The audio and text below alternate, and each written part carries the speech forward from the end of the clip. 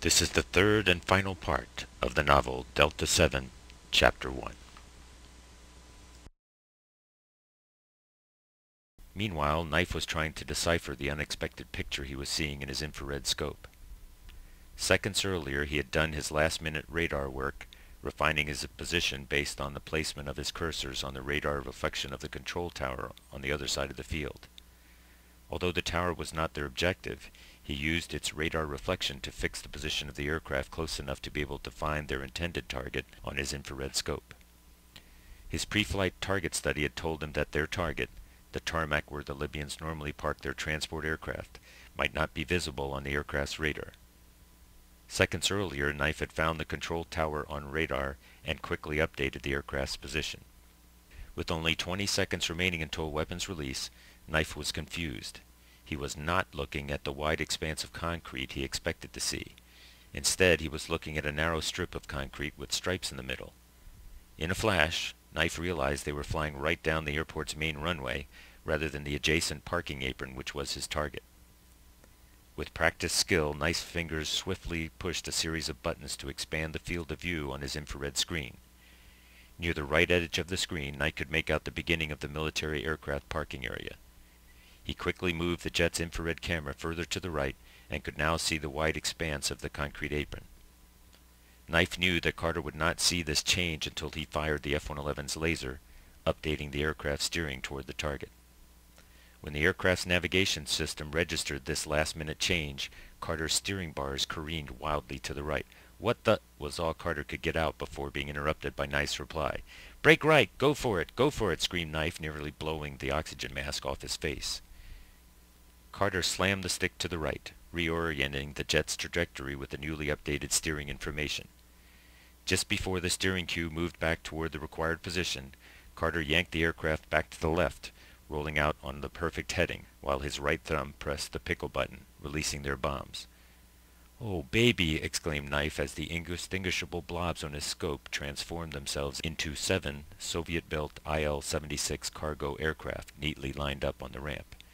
"Damn!" he blurted out when his infrared screen erupted in a violent white flash of heat, the string of weapons exploding amongst the parked aircraft. Scores of weaponeers and intelligence experts would later evaluate his videotape to determine the extent of the damage.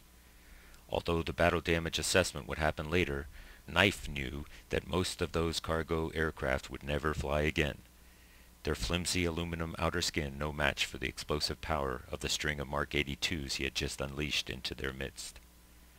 Suddenly, a violent explosion slammed the jet, tossing them brutally against their cockpit restraints.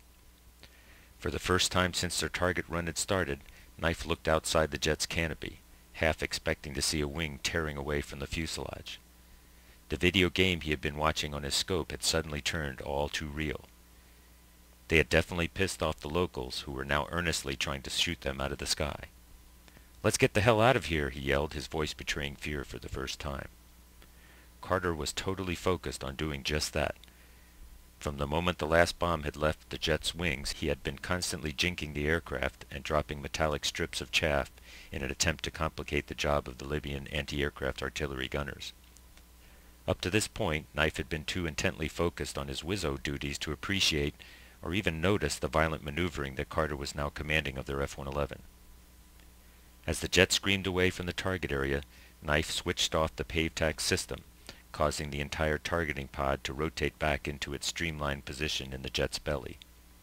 They both scanned the sky for further AAA fire or missile launches. Later that night, after returning home to their base in England, they would learn that the explosion they felt over the target area was caused by one of their own Mark 82s going slick. Because its parachute had failed to deploy, the bomb had glided along just below and behind them, exploding dangerously close behind the tail of the jet. Carter's textbook post-delivery hard turn had saved them from fragging themselves, or from being blown up by their own bomb. As the jet hurtled over the beach west of Tripoli, Carter could make out the twinkling of reflected starlight in the gentle waves of the Mediterranean. It was time for his delousing radio call. "Puffy 6-1, feet wet, tranquil tiger," Carter transmitted over the jet's radio. Once out of range of the Libyan defenses, Carter began a slow climb and scanned the instruments of his F-111, confirming his fuel status and making sure that the jet was still in good shape.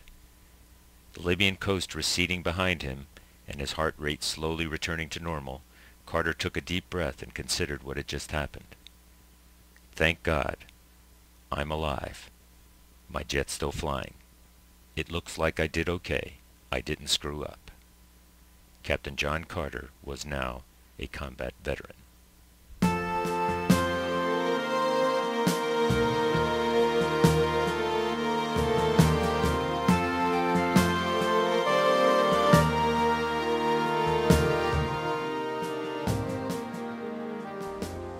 This is the end of Chapter 1, Part 3.